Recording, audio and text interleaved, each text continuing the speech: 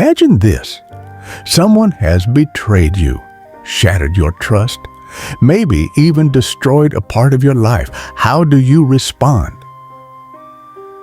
Now, let's take that to the extreme. What if the betrayal was something that seemed unforgivable, so painful, so deep, that the very idea of letting it go feels impossible? But here's the twist. Jesus did just that. He forgave what most of us would consider unforgivable. Why? What was the real reason behind this radical act of grace? Today on City on a Mountain, we're going to uncover the mystery behind Jesus' forgiveness and how it can transform our lives. Before we jump in, don't forget to subscribe to City on a Mountain. If you're someone who loves diving into life's biggest questions, this is the place for you. Hit that subscribe button and let's journey through these profound lessons together. What made these acts unforgivable? To fully appreciate why Jesus' forgiveness was so profound, we first need to understand what made these actions so unforgivable. Let's not sugarcoat it. Jesus wasn't forgiving someone for a minor mistake. He wasn't overlooking a simple misunderstanding. He was forgiving the ultimate betrayals, the deepest wounds. Take the case of Judas Iscariot. Judas wasn't just a follower of Jesus. He was one of the 12, someone close to him. Yet, for 30 pieces of silver, Judas sold Jesus out. In our world, betrayal is one of the deepest cuts someone can make. It goes beyond a simple wrong. Betrayal shatters trust, which is the foundation of all relationships. Most of us would struggle to forgive someone for a betrayal on this level. Then think about Peter. Peter was another one of Jesus' closest disciples. But when the time came for Peter to stand by Jesus, he denied even knowing him, not once, but 3 times. Picture this.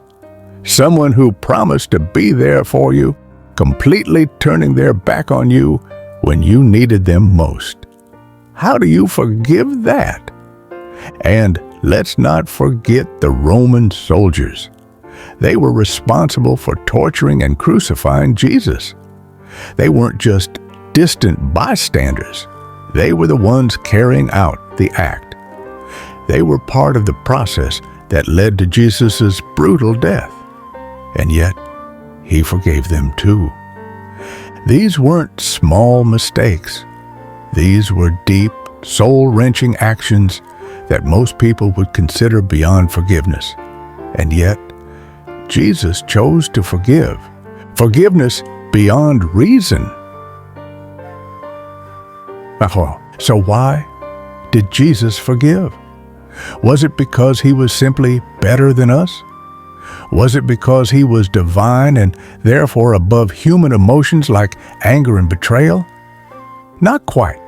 Jesus' forgiveness was deliberate, intentional, and filled with purpose. It wasn't just an act of kindness. It was a profound statement. Jesus was demonstrating that forgiveness is not a sign of weakness, but of power.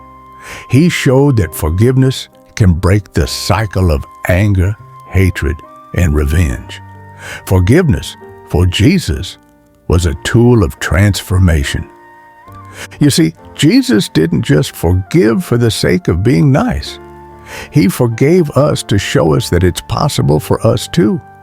It's easy to believe that some things are simply unforgivable, but Jesus showed us that even the deepest wounds can be healed through forgiveness. He wanted to illustrate that no one is beyond redemption.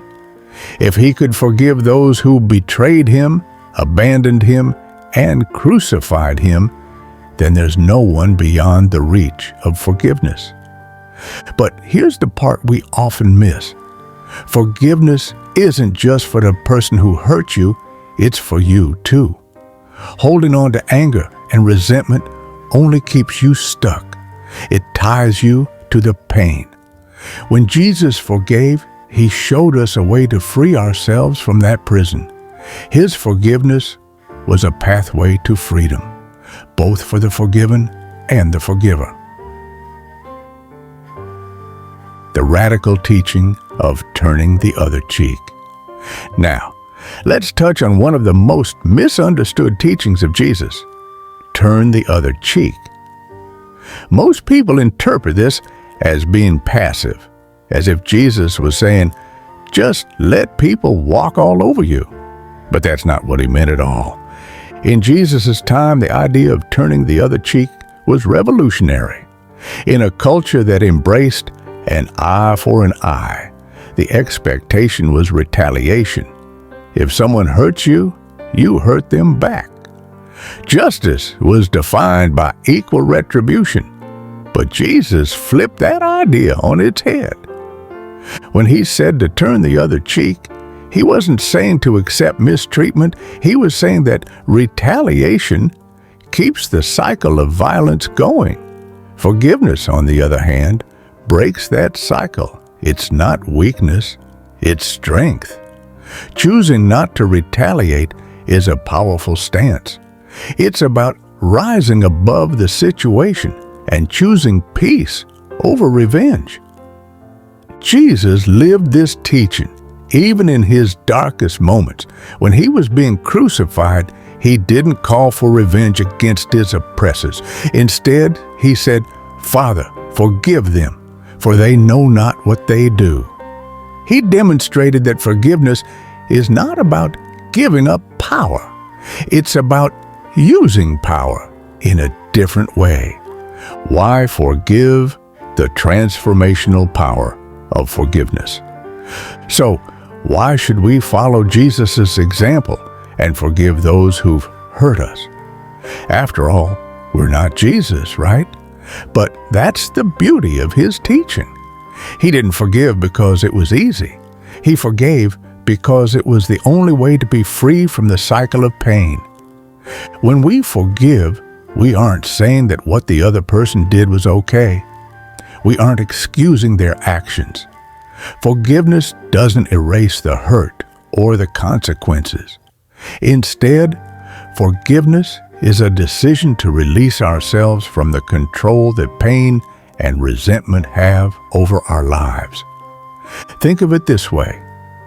When you hold on to anger, it's like drinking poison and expecting the other person to suffer.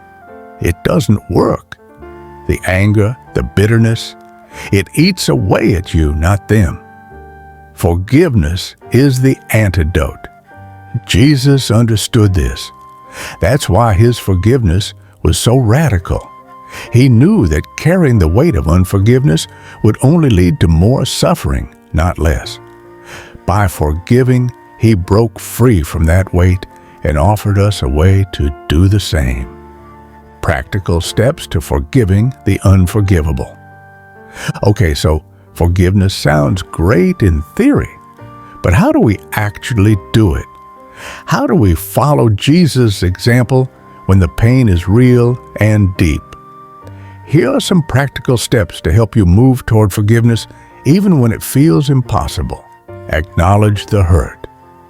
The first step in forgiving someone is recognizing the depth of the pain. Don't minimize it. Allow yourself to fully feel the hurt, because you can't forgive something you haven't acknowledged. Make the choice. Forgiveness isn't a feeling, it's a choice. You may not feel like forgiving, but you can decide to forgive. It's a conscious decision to release the hold that anger has on you. Let go of the grudge. Holding on to a grudge doesn't punish the other person. It only punishes you. When you forgive, you're not saying that what they did was okay. You're just choosing not to let it control you anymore. Pray or reflect. For some, prayer is a powerful tool in the process of forgiveness. For others, reflecting on the reasons you need to forgive, like the emotional freedom it brings, can help shift your perspective. Give yourself time. Forgiving the unforgivable doesn't happen overnight. It's a process, and it's okay to take your time. Just don't give up on the journey. Jesus didn't forgive because it was easy. He forgave because it was necessary. And if he could forgive those who betrayed, abandoned, and killed him, then surely we can find the strength to forgive those who've hurt us. If this message has spoken to you, and you want to explore more of these life-changing truths, make sure to hit that subscribe button and join our community here at City on a Mountain. We're on a journey to uncover life's deepest questions and discover how we can live with purpose, forgiveness, and love. Don't forget to like the video and share it with someone who might need to hear this message. Together, let's learn how to live in the freedom that forgiveness offers. Thank you for watching, and until next time, stay blessed.